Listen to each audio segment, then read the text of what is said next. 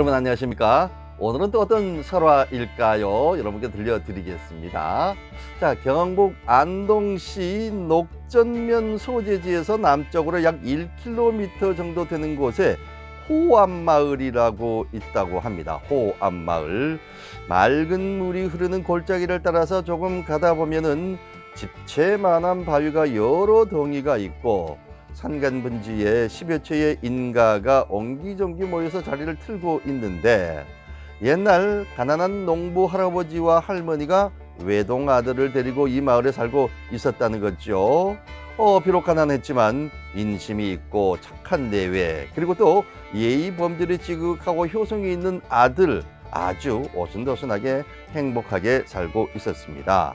그 가정은 산새와 풀모치들이 우짖는 외딴 산골 오두막집이었지만 매일 웃음꽃이 활짝 피는 화목한 가정이었다는 겁니다. 그런데 이 인자한 할아버지는 나이가 많은 탓으로 병 속에 눕게 됩니다. 설화의 어떤 내용 중에서 가장 많이 나오는 것이 늙은 부모님들이 병들어 눕게 되는 그런 내용이 많이 나오더라고요. 자, 처음에는 아들과 할머니가 괜찮으려니 하고 집안일을 하면서 할아버지를 보살폈지만은, 하지만 1년이 가고 2년이 가니까 할아버지의 병이 점점 악화돼서 곧 숨을 거두게 될 것 같은 그런 지경에까지 이르렀습니다. 그래서 외동아들은 아버지의 노환을 고치기 위해서 두루두루 알아보게 됩니다. 그랬더니 아주 먼 마을에 좋은 약이 있다는 소문을 듣게 되는 거죠. 그래서 아들은 괴나리 보찜을 쥐고 약을 구하러 길을 나섰습니다.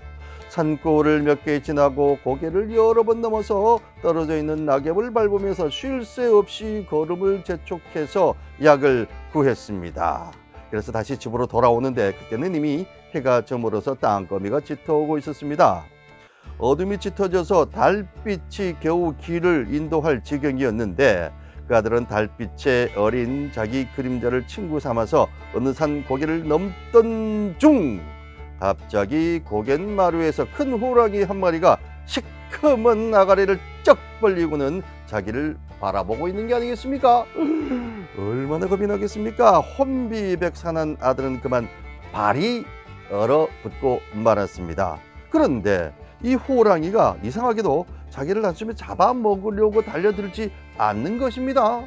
그래서 정신을 수습해 보고 호랑이를 보니까 산중왕답지 않게 눈물을 줄줄 흘리고 있더라는 것이지요. 조금 안심이 됐습니다. 그래서 아들이 조심조심 호랑이 곁으로 가봤더니 호랑이가 끙끙대면서 더 아가리를 크게 벌리는 거였습니다. 이를 이상하게 여긴 아들이 용기를 내서 목구멍 안을 이렇게 들여다봤더니, 아니, 긴 비녀 하나가 목구멍을 가로질러서 박혀 있는 겁니다.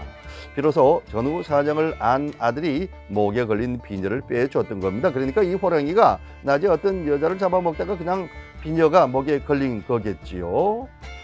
호랑이는 너무나 고마워서 은혜를 갚기 위해 먼 길을 더 가야 할 아들을 그의 등에 태우고는 단숨에 달려갔습니다, 집으로. 그래서 아들이 약을 구해왔다고 아버지를 만났는데, 그만 애써 약을 구해온 보라는 없이 아버지는 이미 숨을 거두고 만 것이었죠.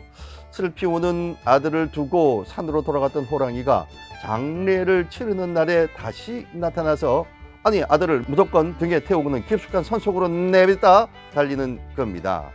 한참을 달리는 호랑이가 양지 바른 산자락 한 곳에 서더니 아들을 내려놓았습니다. 그제서야 아들이 주위를 둘러보니 그 터가 누가 보아도 좋은 묘터였던 것입니다.